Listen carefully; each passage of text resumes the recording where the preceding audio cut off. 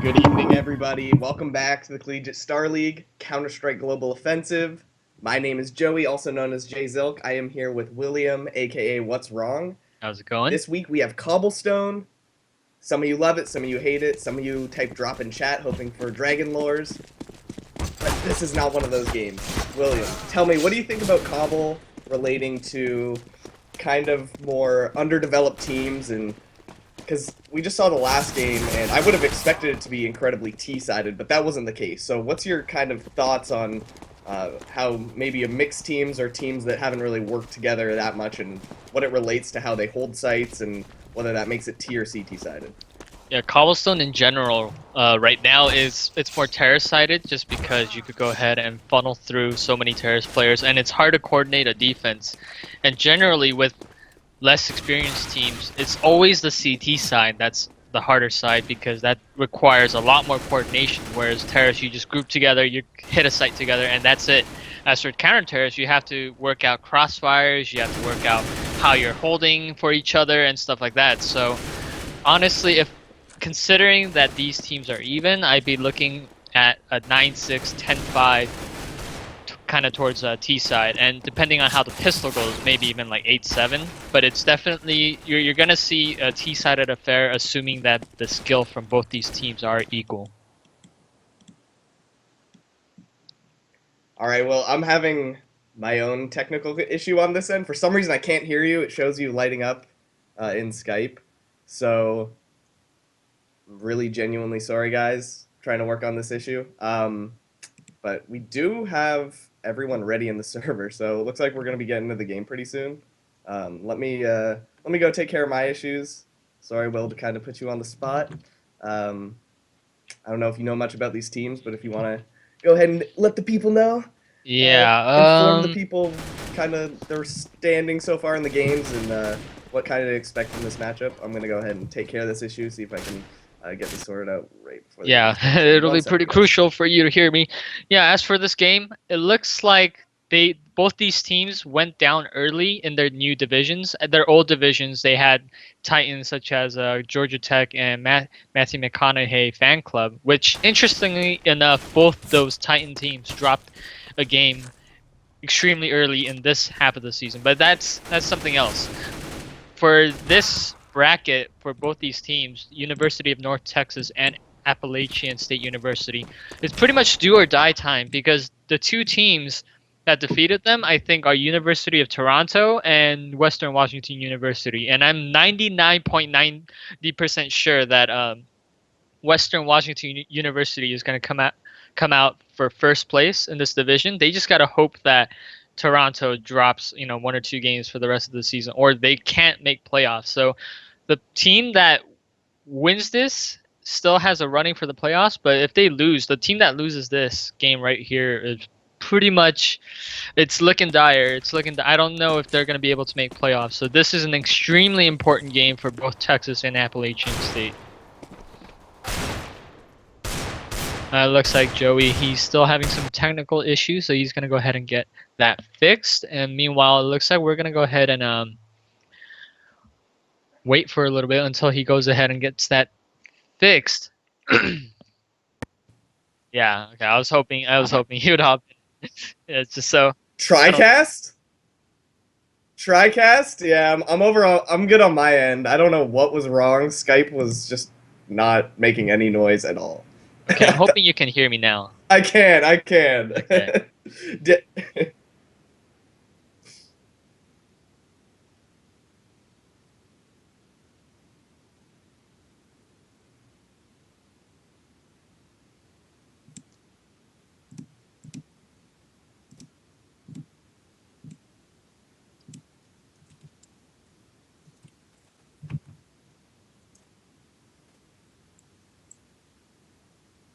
Let's go. I'm ready.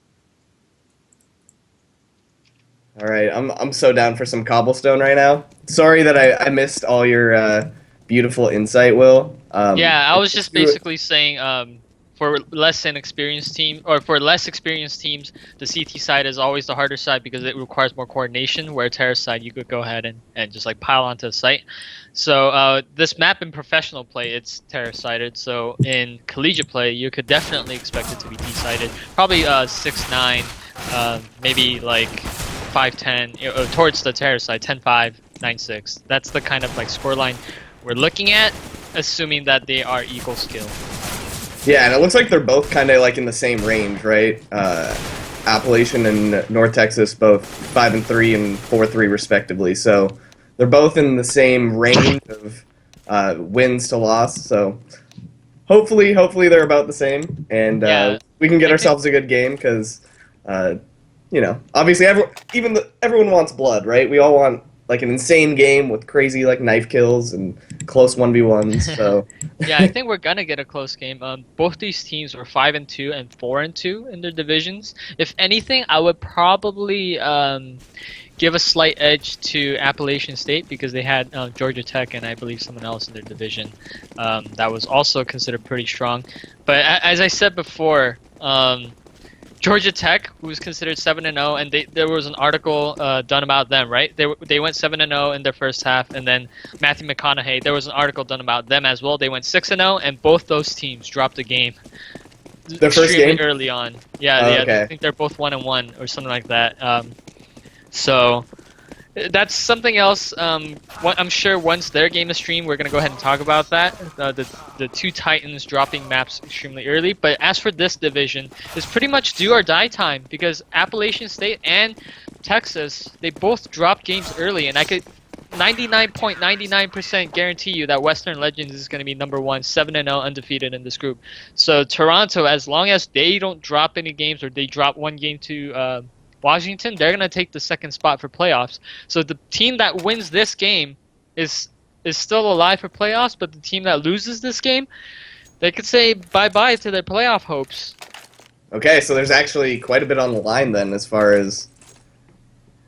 yeah, okay. So Yeah, the team that loses is just basically too far down. They Too couldn't far win. Yeah, they couldn't win enough games to claw back and have a hope of making it out of their groups. And so I guess we're going live, guys. We got armor Glocks and just USP armor. So pretty standard setup. No real utilities, and the terrorists are just going to go for a fast A. So no CT's really spotting mid. So he's only going to spot it way before they get there.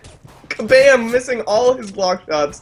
Should have been a kill there on the CT as he was fading back to site, but the guy at least manages to grab a kill on Spike in the halls, and it's going to be one guy here on A site to defend it all. He has to stall for this rotate. Hedda dropping him on site, and this is pretty much over. A site's one of the hardest to retakes, especially with two-man disadvantage.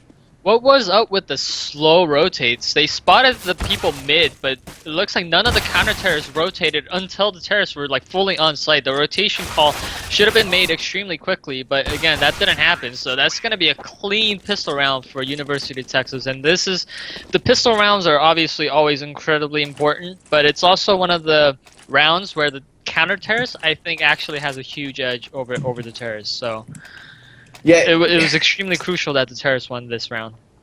I'm not really happy with how they put 2A, right? And one of the CTs, he just played all the way at the bottom of slope instead of spotting mid doors early to get that information and then falling back. He just played kind of in an open position that really didn't allow anyone to retrade. Double Kobe. Quad nades. That was actually 4 nades. That was brilliant. 4 nades.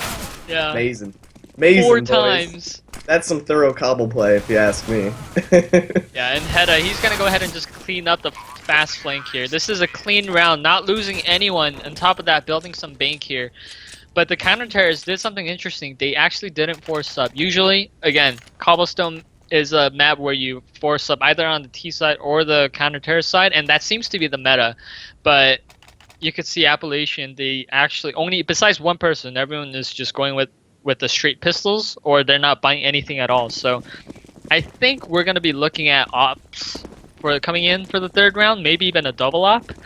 But let's go ahead and see what they're going to buy. This should be another clean round, to be honest. It's just a fast B rush, one person watching the flank. This should be a clean round for University of North Texas.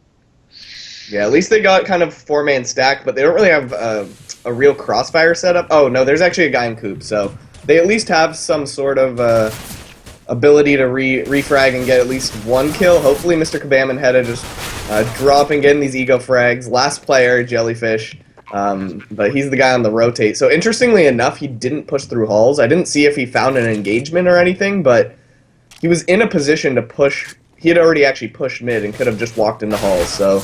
hey, it looks like that worked out better for him, so... Yeah, at least they find something, but it looks like they only really invested in that one AK on Spoonfish, and they were able to pick it back up, and no real problems, but yeah, you called it. There's an op on Zooch, so obviously there's really two main positions you take an op.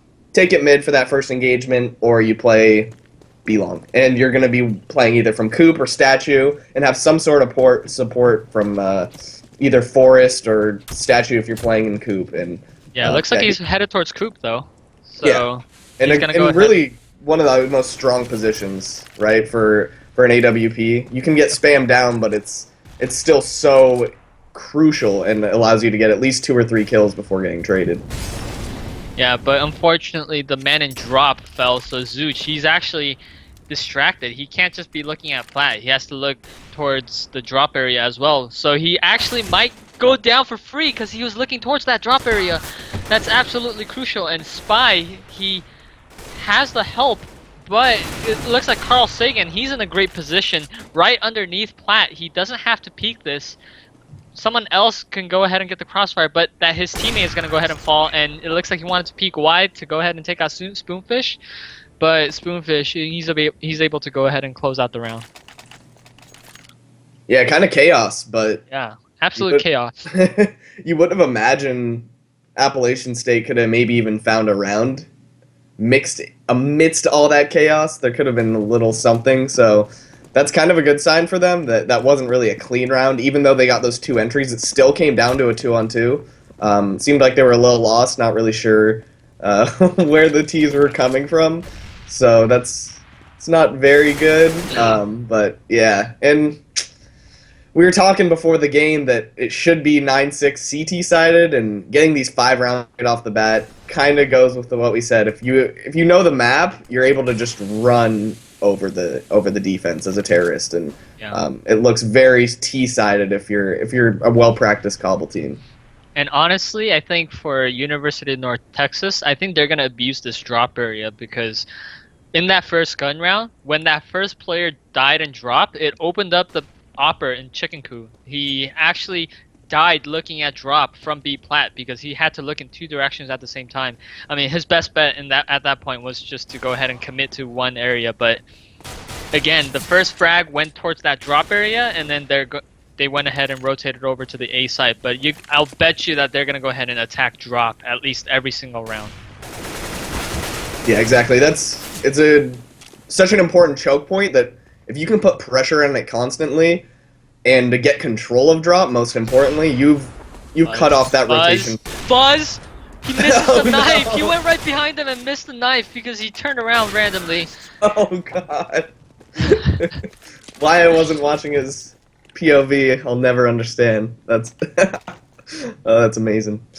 And yeah, we're at that kind of lost bonus point, and they keep like full saving, which I admire, but at the same time, these full round investments aren't really netting them much, although I guess they've only really had the 1 full buy. So this is their attempt number 2. Appalachian State going with the single op again on Zooch, and we'll see if they mix it up. Yeah, they're going for a boost here at mid, and Zooch grabs that mid pick, so that's key. He's probably going to fall back to B, considering they only have 2 there right now, and they already have they kind of have their ground covered A, so interestingly enough, they... yeah, there you go. He's kind of moving back towards connector, and Hedda just going to keep kind of putting pressure there, let him know he's there. Just keeping a man on the rotate is going to be so important, and kind of instilling fear on the team that, hey, we could come drop at any moment and destroy you guys. So there's a smoke coming in from Hedda. I don't think that's how he intended it to go. Maybe just a little improv smoke, but Zooch grabs a kill from Statue, still alive, only still at 74 HP. Hedda trying to find something, goes for spamming the smoke, but No one there to take the damage, and that's a huge nade, 50 damage. That must have been a headshot. And yeah, Spy finds another kill as well. I don't know if he needs to go for this peak Carls. He's playing a little aggressive, gets punished for it, and Hedda now needs to pull off the Hedda 1v4 ace. Yeah, but this round should be over, to be honest. Actually, looking at Appalachian State setup, they actually look like a team that's practiced, but they're just losing their aim duels. So you could see Hedda, he's gonna go ahead and take off a couple more guns, and that's gonna affect the economy a little bit here. But if you just looked at how Appalachian State, one person was boosted, and the other person was watching long, and then you had a nice pick from Zooch, and just like all the crossfires that they held, you could tell like they know how to play the map. It's just comes down to actually hitting these shots. And it looks like Hedda, he's hard carrying for this team. He already has 14 frags, and that's that's 10 more than anyone else. So you could see Hedda. I think he's gonna be their hard carry, and as long as University of Texas has Hedda alive, it's not a round that's over. Yeah, Hedda's the flusha of University of North Texas. This man's still alive, the round is not ended. And he's actually going to slowly walk across long. Little does he know, Carl's just playing extremely close, but no really need to take the risk as the bomb's already heading to A as it is. They found the entry, Spoonfish grabs another one on A, and Another one. And Zooch. I don't know how loyal this team is. B, holding this angle, just trying to see if she can drop Zooch. He's still alive, but finally picks up a nade and gets dropped by Hedda. So the man of the hour, and 2-on-4 retake, smokes down.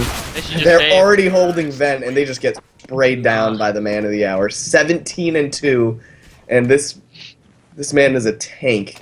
You're gonna have to stop him if you want a chance of just making it even close. They should have just saved at that point. I mean, it's 2v4. On top of that, you might have been able to force behind those two guns, but making the decision to go ahead and try to retake, so this might be double legal territory. They might force them next round, but I mean, 6-1 and they just got reset, so this is looking like a huge half for Texas. Texas should get at least 10 rounds, probably looking around 11, maybe even the 12 range here. So Texas, they're going to go ahead and get another free round. Going into B here. Actually, no.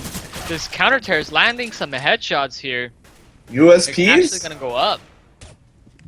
Yeah, actually.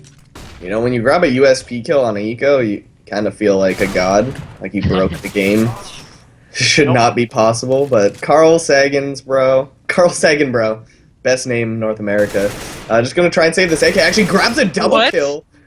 Puts it into a 1v1, and this isn't Hedda alive, this is Spoonfish, who's going to have to prove himself, has the AWP, still holding kind of an acute angle, doesn't want to overcommit, is just going to walk out. I don't know if Carl Saganbro heard him drop. She's going to go for the peek. Spoonfish picks up an AK, gives away his position, so if you didn't know, now you know. Goes for the spray, grabs the crouch headshot right through the planner, and saves UNT from an embarrassing 1v3, and well played, though, by Carl Saganbro. I think that was a no armor round as well, so grabbing those 2 kills at all is entirely just out of line. Yeah, so Appalachian State, they do opt to go ahead and force buy, and Zooch, I think he's going to be the man of the hour for Appalachian State. He needs to land some crucial kills. He's gotten the entries in the past 2 gun rounds here. Can he do it again? He gets another entry yet again, so this man has been getting the entries consistently for Appalachian State, so he's gonna have to go ahead and come up big in this match. And that was Hedda, I believe, that he killed. So University of Texas down 3v5, and they're gonna have to do this without their big carry. Yeah, and it's really, as we talked about, if both these teams know Cobble, obviously it looks like UNT has a little bit more of are a little bit more organized, but if both teams know Cobblestone, they could really get away with 5 rounds on CT. And if they both have explosive T sides, that kind of, you really have to just play no respect in the sense that you just take drop fast, push long B, you know, condition them until they stack B, and then just go A. And those are the type of things, kind of standard Cobblestone things. And if you can understand that, which it appears UNT does, going pistol round A, which is not the standard approach, which is Extremely smart, in my opinion. It catches a lot of people off guard, and Mr. Kabam unable to find the spray here in halls, and that's going to just be the round over. Spoonfish probably just going to save They're this gonna op. save. Their Yep. money's fine, but there's really no reason to throw it away at this point. Right. You're absolutely right. So Spoonfish, he probably has around what, maybe $6,000 worth of gear, and B as well. He has, at least $4,000 worth of gear as well. There's no point in just freely giving them maybe like a double op or another AK. So they're gonna go ahead and just save. Obviously, Texas, they should be able to go ahead and buy up for this round, and they should also be able to buy up for the next round should they lose. Completely unrelated to the game, what do you think about having the end round timer be 3 seconds, which they've been doing so far at DreamHack? Because I'm not a big I fan. completely, Personally. yeah, I am not a fan either. Maybe the MM timer is too long, but the original competitive timer, which is like not the face, is it the face timer? I don't think it's the face timer. I don't know, but like the 3 seconds is way too short. I think it should be like 5 seconds. The thing that we've been complaining about is the death cam, which is like 7 seconds. Yeah, So and it's cool they fixed that. That's awesome. yeah, it's cool that they fixed that, but for some reason they fixed this too. Or fit not fix. They changed this, and it's just like no one's ever complained about this ever. So Yeah, Fuzz but- finds the first kill here at drop onto Hedda, who has been so explosive this half, which is might be a little foreshadowing into the round, right? What can his team do without him and a man down? Not to say that they haven't proven themselves. Spoonfish winning that 1v1, and a lot of the players are still on the board, so by no means is anyone underperforming. And a Molotov goes out by Zooch. He's gonna be able to exile one of them, stop Yeah. Mr. Kabam. He's burning in the fire, has to fall back. Jellyfish finds a pick as well here at mid. It's up to B to see if she can find something. Gonna go for a quick pop flash out, and there's already 2 CTs here. Goes for the spray, unable to connect, and Mr. Kabam left here in a 1-on-5. Really no reason to go for this, but there's 20 seconds on the clock, and probably just gonna try and find at least an exit kill, but Fuzz, playing drop, such an important position, able to grab 2 kills that round.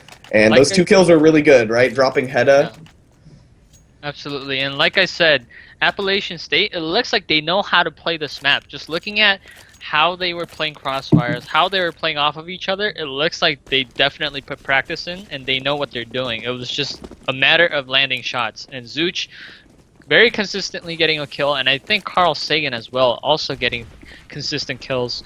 They're going to go ahead and secure these rounds for Appalachian State. But University of Texas, it looks like they went and quasi-buyed with these techs. This is actually extremely dangerous. I think Cobblestone is one of the best maps for a terrace side like half buy. So Sorry, B just ran right into the open. Well, Spy just had his back completely turned. Could have been a good kill, but both of them not paying attention.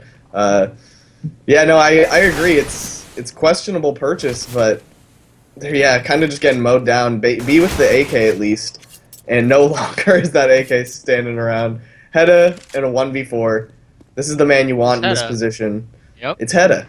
Yeah, this guy's definitely ahead of the game, and I'm gonna just hold this angle here in halls. Fuzz getting a little too over curious. Yeah, why is he peeking like that?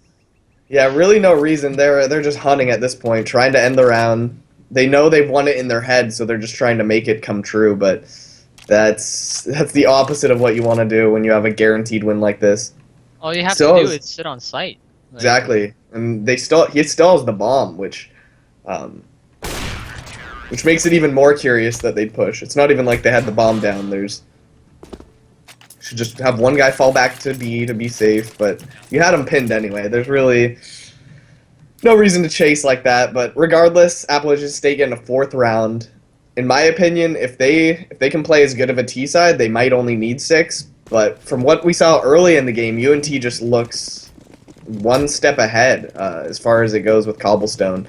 I wouldn't be surprised to see just some fast pace this round. Stop lurking, just trade out. Guys, like, I could hear them right now in comms being like, guys, we're better than them, we can out-aim them, just pop flash and drop, let's just get in there, let's out-aim them, and let's just get this round. We gotta, let's build this bank again. So this could very well be a slow B and then just a huge rush, which it looks like they are. They're just setting up, waiting for the smokes to disappear. and just gonna probably explode right onto the B site.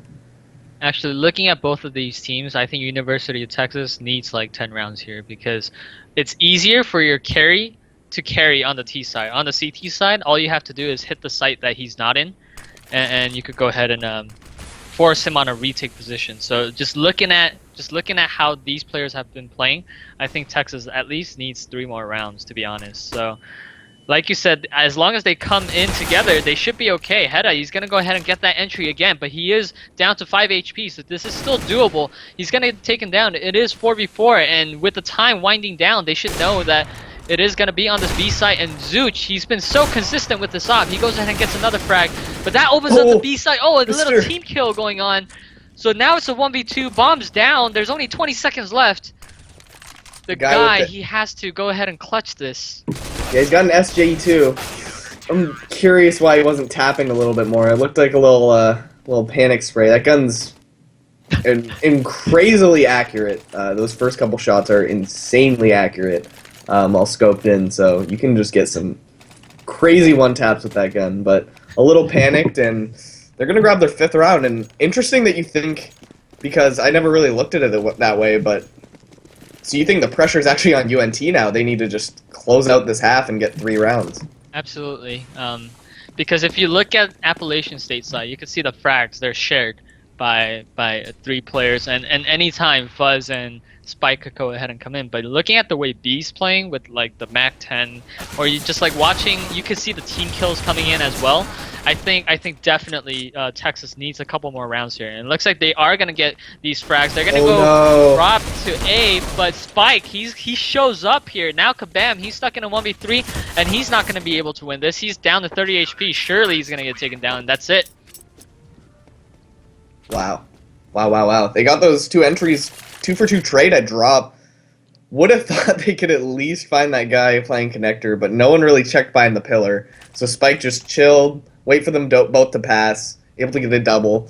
Want to see what their response is. AWP coming out on Mr. Kabam, so see where he's going to try and take this. Looks like he's just going to go for a B long pick, and the whole team actually going here towards B halls. 1 player on the lurk, make sure no one's going to push up mid and flank the entire team. But yeah, Mr. Kabam just going to go for a passive pick, but no one is jumping up here onto B long. They are just playing a standard CT setup, 1 coop, the same way they've been playing the whole time. And the fact that they haven't changed the setup just shows that it's working, and that UNT has not found a way to dismantle it. So Mr. Kabam just kind of chilling behind his teammate. Really needs to get farther out on the slope, but can't find anything. Carls gets a 2nd kill. That's 3 on 5 now. They really needed to trade out, but this is just falling apart for UNT. Appalachian State gets 3 kills without losing 1, and Zooch is staying alive on just 6 HP. Gonna find another kill onto B, and this round is all but over. Spoonfish with 9 HP. There's really nothing he can do from this position. Probably just gonna try and find a kill, but gets just pre-fired by Spike. And 7-7, the 6-round comeback by Appalachian State. UNT has got to be sweating. I mean, few interesting things to know. When the game started and then went to the first gun round, just like again noticing these counter-terrorist setups, it definitely looked like they knew how to play, and they're showing this by storming back. And Zooch, being that primary opper, getting those frags for his team very early on, and then going ahead and keeping that impact, that's absolutely huge. And Fuzz, he goes ahead and gets a kill early as well. He might get taken down here, but he makes it out alive. Gives out counter nades, does a decent amount of damage, and Spike, he comes in with the help as well. Another man advantage. They tried to switch it up and go to the A-halls, but that didn't work out, and the CTs have already rotated, so if they could call this, they actually saw 2, and they're still committing to A. That's just a suicide squad. There's really no reason to do that. They already saw 2A. You have to assume they've rotated on you, and they just got them completely contained. Zooch behind Mr. Kabam, I guess underneath technically, but this round's over. You got to be thinking of your setups on CT. Mr. Kabam doesn't want to lose though. He's gonna still try and survive. You know, Counter Strike's sorry. Yeah, I mean he could go ahead and try to clutch, but it's not gonna happen. What's interesting is that Heda, he was clearly the best player on that team, right? So if he's the best player, usually you send out someone else who's not the best player. So he goes ahead, goes first, dies, gets the information, and Heda goes ahead and trade frags. That's how it should be done. You shouldn't be sending your best player first, because if Zooch lands an op shot, if someone else goes ahead and lands that first headshot, you're dead. So that's what you should have been doing, but Heda, he's just entering first and dying really early in all of these rounds. Yeah, this is it. This is the money round. Appalachian State now in control. They're just going to go for a fast drop play. Pretty standard. Gets the burst kill. Spike. Second guy had it just completely on his own in a 1v3. Spoona, last man alive on site. Gets gooshed. And this is 2-on-3. CTs actually are in a decent position. The fact that they're already here on the rotate, that's going to give them 40 seconds to try and get on site and find these kills. And luckily for them, no one's on their flank. So all the T's here. One guy here on plat. Spike. He's going to be the linchpin. If he can stay alive, this is always going to be a doable round. But they need to commit now. They need to work together. B gets the first pick. Has to start pushing up from Rock. Maintain this crossfire with his teammate. And B, she's the last one alive. Little does she know the last guy's lit on plat. And yeah, they take it clinical, like clockwork. And yeah, grabbing that drop control, getting those first two early picks, pretty much just finished up the round. Yeah, I think University of Texas, North Texas are in a dire spot here. They have to win this anti-eco, actually. If they lose this anti-eco, that means Appalachian State, they're going to win this round and the next, so they're going to be up 11-7, and then they're not going to have the utilities on their CT side for the first gun round. So you might be looking at like a 13-7 Appalachian round. So if University of North Texas loses this, they might as well lose like the next 4 rounds. So this round is absolutely crucial.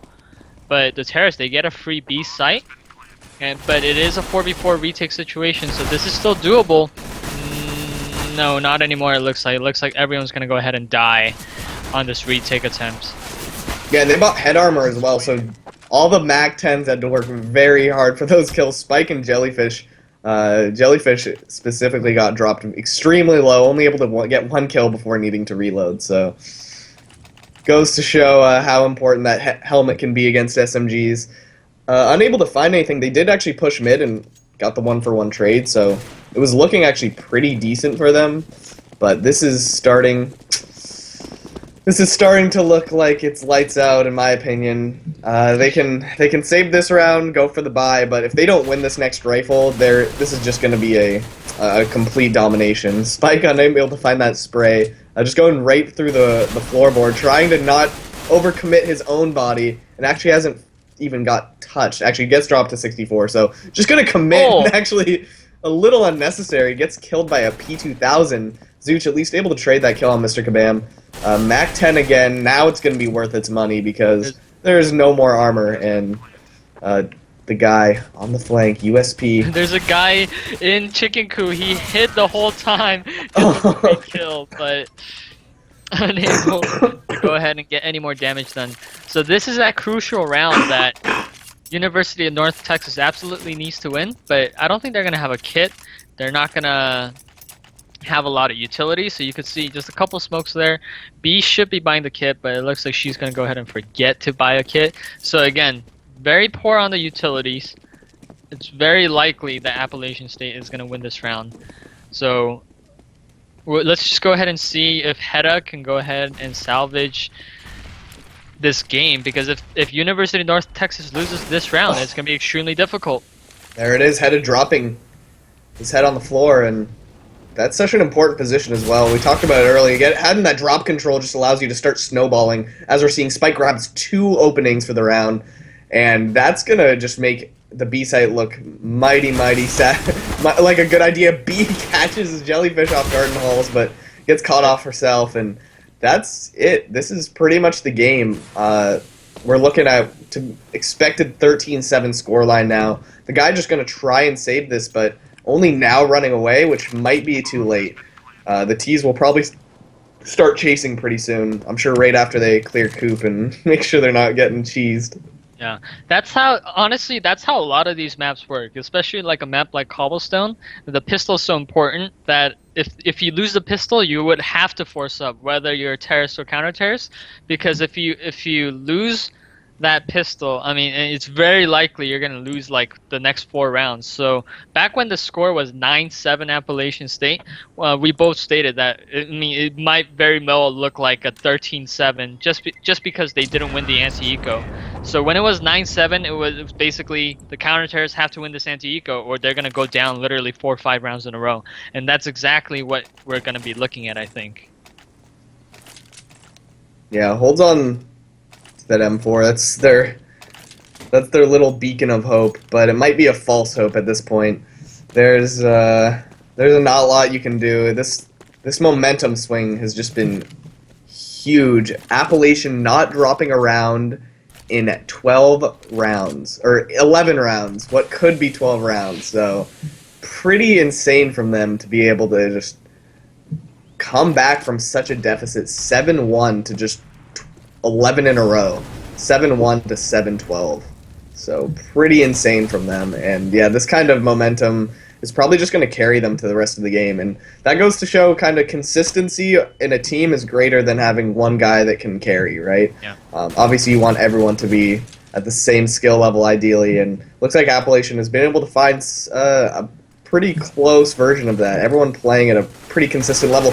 Hedda goes for the wide peak, doesn't get punished for it, and Spike actually goes down here and drops. So Mr. Kabam, maybe these pistols are more of a benefit than they thought. Throws the M4 so intelligent to realize he's low on HP and gets Spoonfish to get that kill. So probably not expecting 2 rifles in different angles, but Zooch last off here alive, I guess, here He at can B do Halls. this. No, He very can definitely winnable. do this. Yeah. And There's Fuzz 20. on the Sorry, flank go as well, so this is kind of the perfect setup. He's able to find the spray onto B, and yeah, now it's a 2-on-1, so they should have had this round, UNT. Yeah, absolutely. As we were saying, how Appalachian State should go up easy 13-7. It looked pretty awful for them, but Zooch, he's able to go ahead and get those 2 crucial frags and bring it back over to the A site, and he's gonna go ahead and close out this round. Zooch, he's showing up for Appalachian State. He's had so many impactful frags. It's just unbelievable. Yeah, unbelievable is right. This game doesn't really make much sense. How many chances UNT has had, how many openings that they haven't been able to capitalize on, and it's just an unfortunate result of not being as coordinated as Appalachian. Even when they're down, they're still able to have those individual displays that are allowing them to win these rounds when they really shouldn't. Mr. Kabam getting another entry. Here's that opening for UNT. We've seen them here before, so there's no reason to expect them to win this. Mr. Kabam gets mollied out of position. Spike able to find the trade, and that's another advantage gone just that quickly. Not really holding a crossfire. Mr. Kabam didn't really need to commit. He could have just stayed on the side hall, crossfired here with B, but now they've spread thin their defense. And at least they still have 3 towards B, but that might not be enough. They might have needed those 4s, or all 4. Yeah, so this is a 4-on-4 situation right now. The counter terrorists have a good read, stack towards that B side, but they go ahead and get that kill. So once the execute starts coming in, Appalachian State looks like they're gonna go ahead and molly out, set pieces out. Zooch, he's again alone, 1v4 situation. He shouldn't be able to win this. I know he's the carry for this team, but Zooch he finds gets the flick. Insane reactions. Oh my still god. shouldn't be doable. There's only 25 seconds left. Zooch. It's Zooch. I bet if he had the op out, he got that kill. Yeah, maybe. But UNT winning the crucial round that they needed to win. But look at Appalachian State's money and look at UNT's money. Despite winning the round, their money's still in shambles. I don't even know if they could get a proper buy going here. Yeah, and they really just need to build that economy. If they lose another round, it's over. Yeah, They it's pretty can't true. lose this round. They need to actually probably win 2 in a row right now just to be able to buy in case they lose. So not only do you want to win the rounds for the sake of rounds, but you need to win the round now for the sake of future rounds. grabbing another entry. I think they're starting to be privy to this position on B. She's just been playing with the P90 and now playing underneath Belk. So this could actually catch Spike off guard when traditionally she'd been playing right next to window. But as thorough as he usually is, drops the Molotov and she's gonna have to fall back. Oh god, good. She goes for the fadeaway shot, gives away her position. Now Spike knows exactly where she is. He's gonna go for the spray, but P90 OP grabs that kill. This is one of the best positions you can play with a P90. And yeah, those are two openings that we really hope UNT carry to the end of the round, because really don't want to see. I really don't want to see him go out like this. Yeah, well, now it's a 3v5 situation. They still do have Zooch, but the counter terrorists are honestly in a fantastic position here. Kabam, he heard that scope, actually gets the kill onto the guy, despite the fact that Kabam heard it. He didn't tell his teammate apparently. And he's gonna go ahead and get a double entry onto the A site. So what was a 5v3 is now a 3v3 situation. Not like this. Not like this. No, Hedda is in the site though, so he should get this free kill. He should be able to hold off all these terrorist pushers. And that should be the round. Oh, Hedda coming in clutch by getting those clutch. 2 frags. Very, very important frags by Hedda. Just staying alive, actually, and allowing his teammates to come and put extra pressure on the terrorists, divert their attention, and sometimes Counter-Strike really isn't even about getting the frags. Obviously, Hedda's doing both. Sometimes you just gotta stall. Just stay alive. Shoulder peek them. Don't even peek. Just fire some shots through the corner of the wall, make them distracted so they're staring at you while your teammates come in and clean up. So, Hedda with great game knowledge, and this is actually kind of an important round for Appalachian. If they don't win it, could be within 2 rounds of them, and maybe the momentum is starting to swing. Carl Sagan, bro, just going for a wide peek in the CT, just sitting here at the top of slope. Not really the most ideal position, but really great because it can catch people off guard. So Mr. Kabam just gonna play this headshot angle.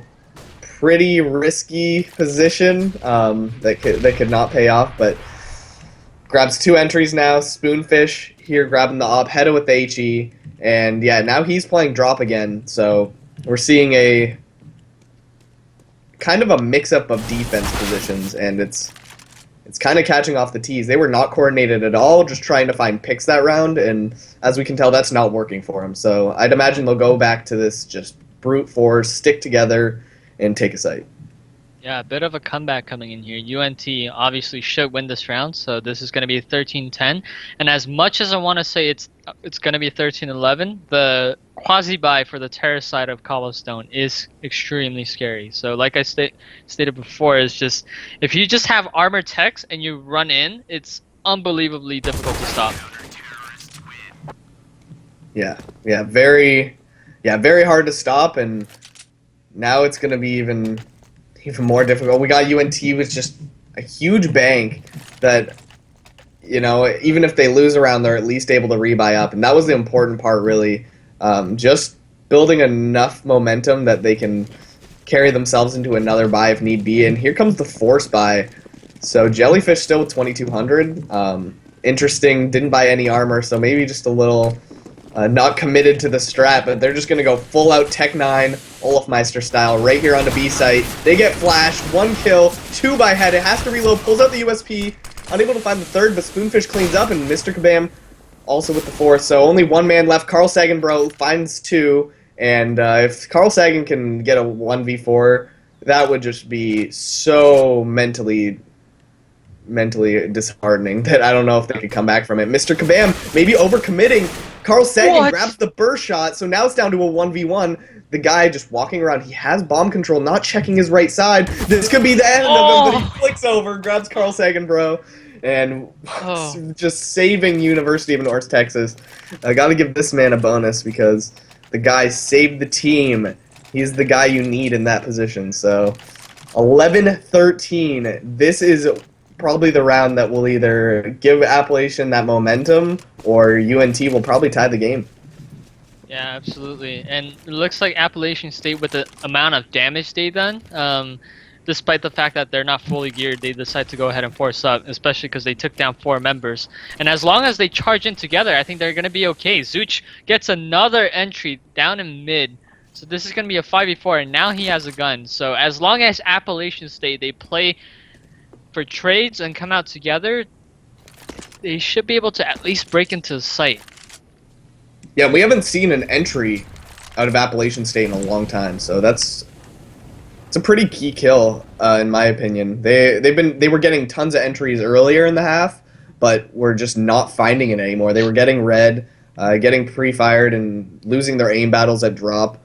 So being able to find that mid kill and kind of force the CTs to not have a lot of information. If they see this man, if they see Zooch right now, which that guy will, this could actually cause a rotate, and they actually get drop control as well. So one man left on B site. It's going to be up to Spoonfish. He unable to find the first kill, and fortunately for him, no one's peeked long yet, but there's two men waiting here. He pulls out the 5-7, able to find one kill. Not going to expect two, but can't turn around in time to find the second kill. So now it's the guy with 8 HP. Nothing he's going to be able to do. It's the impossible clutch, and just has to save in kind of an interesting position. Yeah, he doesn't know what to do. You could clearly tell that, a player like Hedda is telling him where to go. So he was trying to save in the back site, and Hedda's like, no, you don't save there, man. Go long or something. Go to T-spawn. So yeah, he's going to go ahead and go long. Try to save here.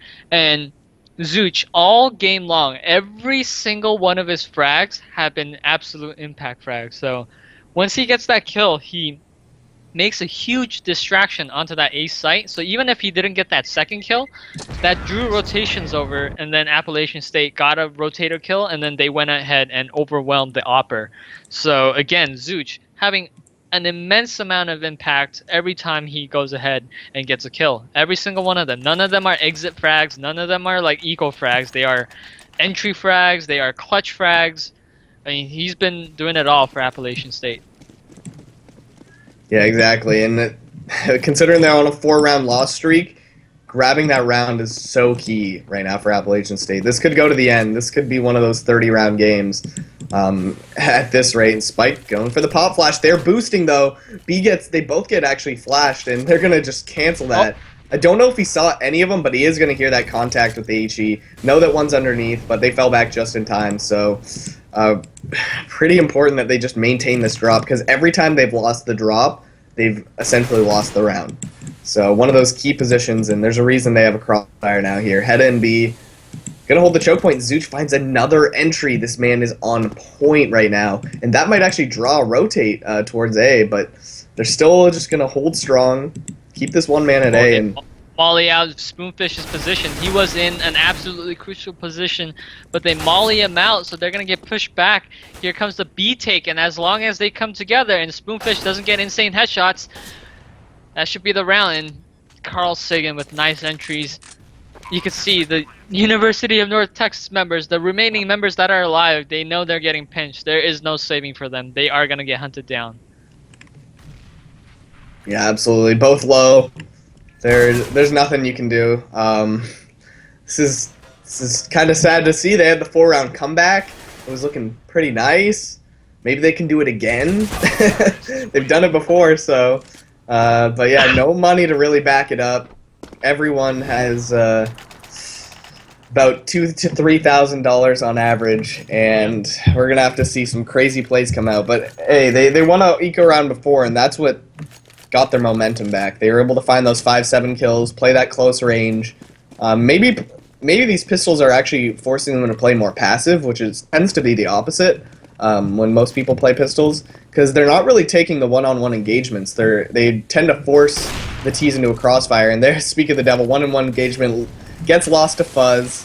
Not Zooch this time, but Fuzz getting that entry, so seems like everyone in Appalachian can find kills, so it's pretty important to have that consistency. CT side is actually a lot more difficult. So, a Kabam, right as I say that, Kabam goes ahead and gets a kill. But honestly, it's extremely difficult on the CT side of Cobblestone to go ahead and make something happen with the pistols.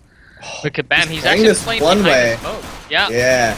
Not getting spotted, so he only spotted him when Jellyfish was falling back, so wasn't really able to capitalize on it. But yeah, really great positioning. Carl Sagan, bro, finding and pretty much just opening up this B site. Jellyfish gets drop as well, and Spoonfish, He's the last man alive to try and do anything in this area. At least has an AK-47, but they're splitting towards A. And yeah, Fuzz is like, guys, we got sight. Just come plan A. We don't need to take this battle with them. And he's gonna have to pull off some crazy clutch, no utilities, and he's only just now wary to the fact that bomb is at A. Yeah, no utility, no kit. He's gonna have to pull off the clutch of his lifetime. If not Hedda, I'd probably give the baton to Spoonfish. But even for Spoonfish, this should be a ridiculously difficult retake. There's so many angles to clear. There's so many crossfires, and he's not gonna be able to do it. Made a respectable comeback towards the second half, so the score was 16-11 towards Appalachian State. But just looking at how they practiced, looking at how Appalachian State played, it's very clear that they worked on cobblestone a little bit. Yeah, good game though. Definitely crazy momentum swing. I thought UNT had it with just that 5-round T-side start, but uh, Appalachian State just brought it back, carried themselves really, just teamwork greater than individual skill in that game. And yeah, definitely surprised me. I fully expected that to go towards UNT. So that'll be it, guys, for tonight. Be sure to follow both our channels here at Collegiate Star League and at C Star League 2, because on Monday we are going full force. All 5 of our games will be running 6 days a week until DreamHack. CSGO will be out on Wednesday with Houston versus Cal Poly Pomona and UC Santa Cruz versus Arizona State. So please be sure to be tuned. Follow us on Twitter at Collegiate CSGO and on Facebook at the same handle. My name's Joey, aka Jay Zilk. You can follow me on Twitter as well at Jay Zilk. I have been accompanied by the best, the lovely William What's Wrong. You can follow him at, is it CSL underscore What's Wrong? Am I right or wrong? It's just CSO What's Wrong. Oh, I'll get it one of these days. CSL What's Wrong? Go give them some love. Show us some support. Let us know what we can do to make it more fun and entertaining for you guys, because that's all we want to do at the end of the day. So thanks for watching. We'll be back on Monday. Follow both our channels so you can stay tuned, because we do stream on both. So it just depends on what games are going on. So it's going to be full force, guys. Road to DreamHack.